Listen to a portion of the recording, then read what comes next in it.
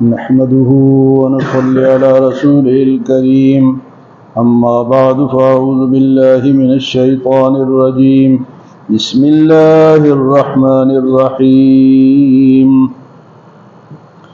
ومنهم من يستمع إليك حتى إذا خرجوا من عندك قالوا للذين أوتوا العلم ماذا قال آنفا أولئك الذين طبع الله على قلوبهم واتبعوا أهواءهم والذين اهتدوا زادهم هدى وآتاهم تقواهم فهل ينظرون إلا الساعة أن تأتيهم بغتة فقد جاء أشراطها فأنى لهم إذا جاءتهم ذكراهم فاعلم أنه لا إله إلا الله واستغفر لذنبك وللمؤمنين والمؤمنات والله يعلم متقلبكم ومثواكم۔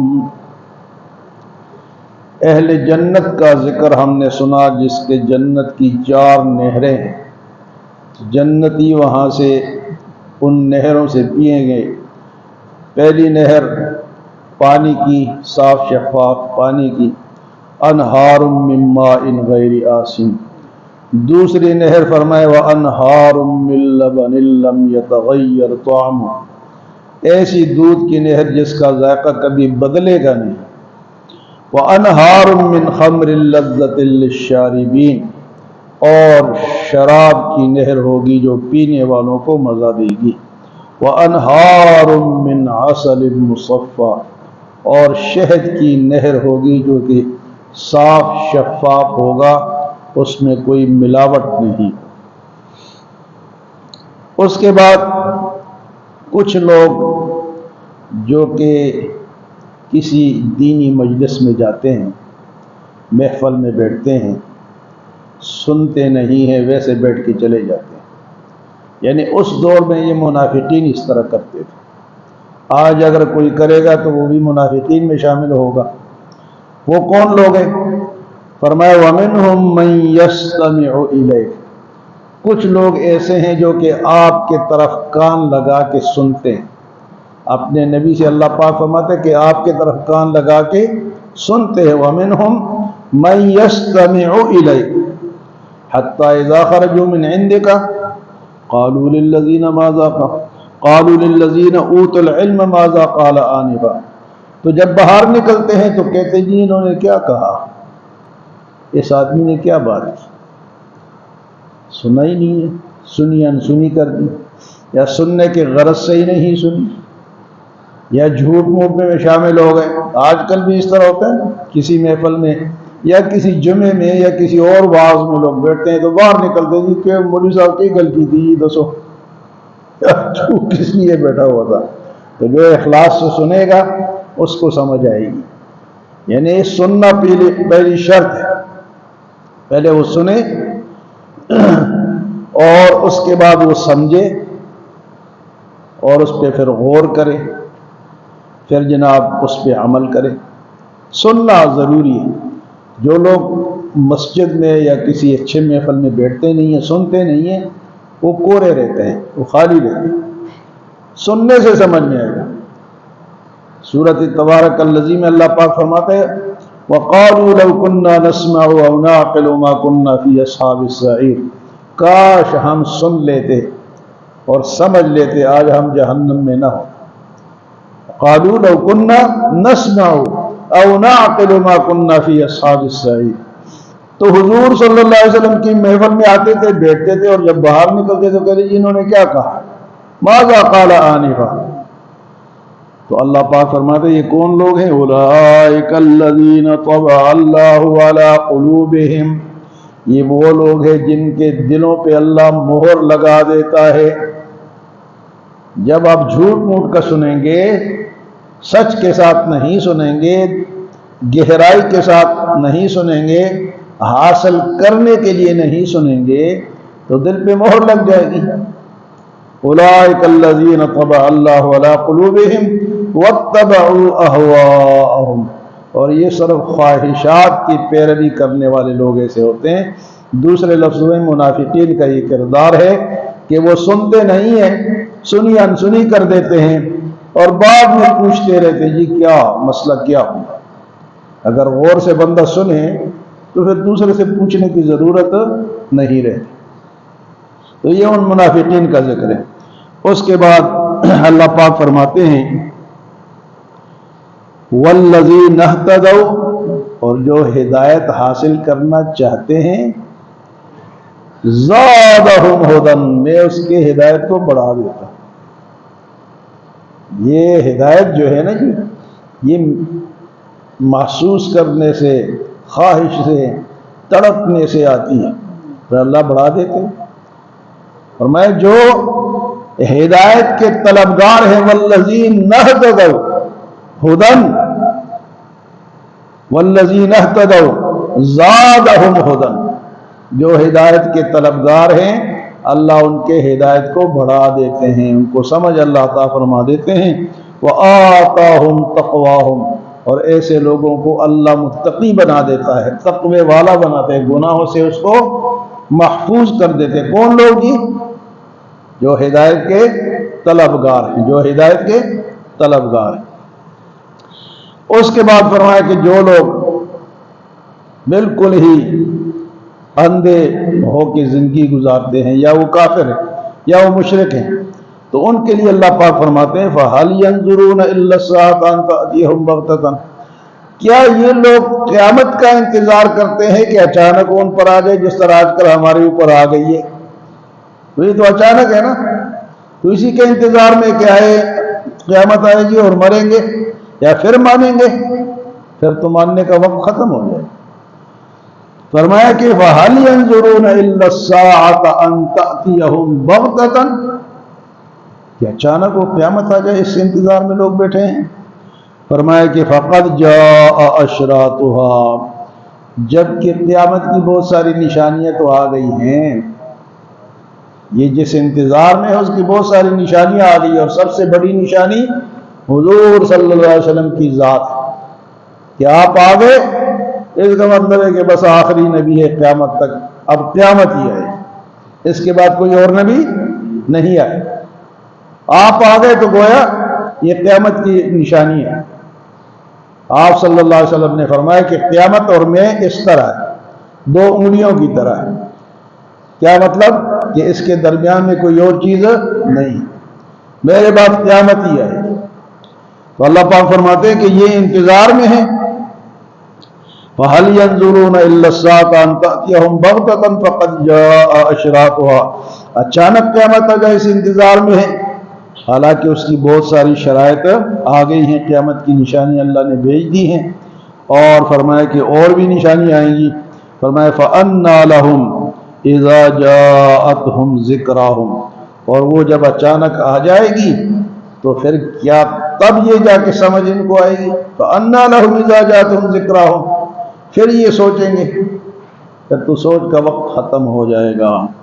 اس کے بعد اللہ پاک فرماتے ہیں فَعَلَمْ، جان لو، أَنَّهُ لَا إِلَٰهَ إِلَّا اللَّهُ، کہ بے شک اللہ کے سوا کوئی معبود نہیں، اللہ کے سوا کوئی مشکل کشا نہیں، اللہ کے سوا کوئی حاجت روا نہیں، اللہ کے بغیر کوئی عالم الغیب نہیں، اللہ کے سوا کوئی مختار کل نہیں، اللہ کے سوا کوئی حاضر ناظر نہیں، اگر ہے تو کون ہے؟ الا اللہ، وہ اللہ، وہ عالم الغیب بھی اللہ ہے، حاضر ناظر بھی اللہ ہے، اور مختار کل بھی کون ہے؟ اللہ ہے۔ یہ صفات کسی اور کو دیں گے تو شرک ہوگا، کسی اور کو حاضر ناظر سمجھیں گے اللہ کے سوا، کسی اور کو عالم الغیب سمجھیں گے، کسی اور کو مختار کل سمجھیں گے۔ وہ ہمارے یہاں پاکستان میں بے شمار ایسے لوگ ہیں جو حضور صلی اللہ علیہ وسلم کو مختار کل سمجھتے ہیں، یعنی جو اختیارات ہیں وہ حضور کے پاس ہیں۔ تو یہ شرکی عقیدہ ہے۔ مختار کل کون ہے؟ حضور صلی اللہ علیہ وسلم کی زندگی مبارک میں بے شمار ایسے واقعات ہیں کہ آپ کو تکلیف پہنچی ہے، اگر کوئی مختار کل ہو تو اس کو تکلیف پہنچ سکتی ہے، جس طرح آج کل ہمارے یہاں وہ ہے، وہ کون سی والی سرکار ہے جی، یہ جو بلاوڑا میں، بولو نا، مجھے چف چف کرتی ہے، بھول گئے؟ اور یہ جو ادھر ہے کوٹلی ستیاں کی طرف، وہ جو اس سے دم اس طرح جو دم ڈالتے، کیا نام ہے یہ، بھول گئے؟ ہاں، حق خطیب۔ حق خطیب کو کون ہے کہ چپ مارے انڈیا کو ختم کرے؟ اس کو کہتے ہیں مختار کل، چپ انڈیا ختم۔ یہ جھوٹ ہے جی،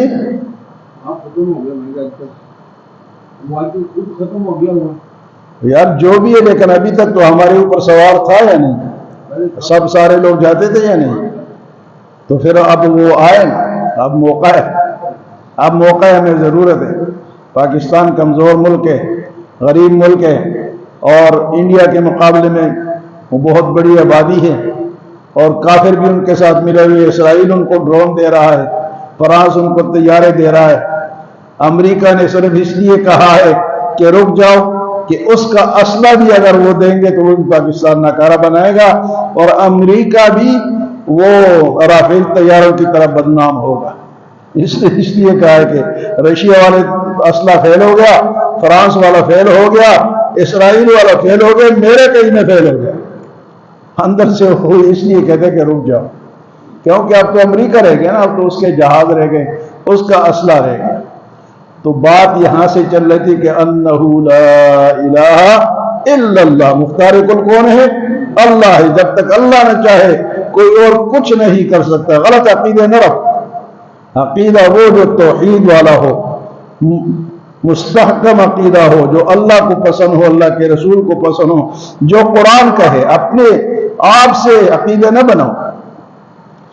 فرمایا فَاعْلَمْ أَنَّهُ لَا إِلَٰهَ إِلَّا اللَّهُ، اس کے بعد فرمایا وَاسْتَغْفِرْ لِذَنْبِكَ، اے نبی آپ اپنے گناہ کی معافی مانگے، وَلِلْمُؤْمِنِينَ، اور ایمان والوں کے لیے، وَالْمُؤْمِنَاتِ ایمان والی عورتوں کے لیے، وَاللَّهُ يَعْلَمُ مُتَقَلَّبَكُمْ وَمَثْوَاكُمْ، اللہ آپ کے پلٹنے کی جگہ اور آپ کے رہنے کی جگہ کو جانتا ہے۔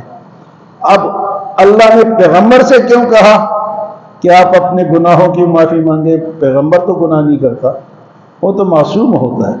ہمارے لیے کہا کہ اگر پیغمبر کو کہا ہے تو تمہیں 1000 دفعہ کہیں گے، فَاعْلَمْ أَنَّهُ لَا إِلَٰهَ إِلَّا اللَّهُ۔ اور پیغمبر کے گناہ کون سے ہوتے ہیں؟ کوئی خلاف اولا کوئی بات ہو جائے، جس طرح آپ کی محفل میں ایک نابینا صحابی آیا، آپ دین کی درد کی وجہ سے سرداران سے خطاب فرما رہے تھے، تو آپ نے کہا یہ تو اپنا ہے، اس کی بات نہیں سننے کے، پہلے میں ان سے بات کروں۔ تو اللہ کو یہ بات پسند نہیں آئی، تو جو بات پسند نہیں آئے وہ نبی چونکہ اللہ کا قریب ہوتا ہے، وہ بھی اس کی بھی معافی مانگنی پڑتی ہے۔ اس لیے اللہ فرماتے ہیں کہ آپ معافی مانگیں۔ اور یہ جو کلمہ ہے نا، لا الہ الا اللہ، لا الہ الا اللہ، یہ دلوں کے میل کو ہٹا دیتا ہے۔ اگر آپ اس کا ذکر کریں نا اور کراس میں کریں لا الہ الا اللہ، یوں ادھر سے سوچیں، ادھر سے لا الہ الا اللہ، 5 منٹ کر لیا کریں، اپنے عصر کے بعد کر لیں، مغرب کے بعد کر لیں، لا الہ الا اللہ، زور سے نہ کریں، بے شک دل میں کریں۔ حضرت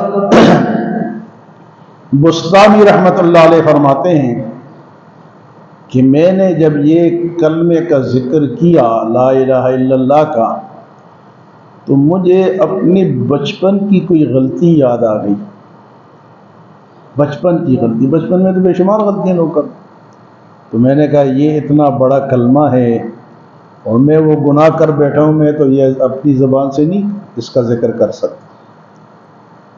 دیکھو کیسے بزرگ گزرے، اپنے آپ کو کہا کہ میں نے وہ فلاں گناہ کیا ہوا ہے، میں تو اس کے ذکر نہیں کر سکتا، بے ادبی ہے اللہ کا اتنا بڑا نام۔ اور ہم کیا ہے جی، ادھر سود کر رہے، ادھر ڈزا ڈز تسبیح چل رہی ہے، ادھر فحاشی میں مبتلا ہیں، نہ داڑھی نہ مچھ، لوگوں کو نچا رہے ہیں، ادھر سے تسبیح چل رہی ہے۔ ادھر بزرگوں نے کہا کہ ہم بچپن میں گناہ ہو گیا ہے تو اس لیے میں کلمے کو اس کا ذکر نہیں کر سکتا، یہ اتنا پاک کلمہ ہے۔ اور شیطان کہتا ہے جتنا اس کلمے سے میں ڈرتا ہوں نا کسی اور چیز سے نہیں ڈرتا، یہ اس کے لیے تیر ہے، یہ کلمہ شیطان کے لیے تیر ہے۔ فرمایا کہ فَاعْلَمْ أَنَّهُ لَا إِلَهَ إِلَّا اللَّهُ وَاسْتَغْفِرْ لِذَنبِكَ وَلِلْمُؤْمِنِينَ وَالْمُؤْمِنَاتِ وَاللَّهُ يَعْلَمُ مُتَقَلَّبَكُمْ وَمَثْوَاكُمْ۔ اللہ ہمیں عمل اور سمجھ کی توفیق عطا فرمائے۔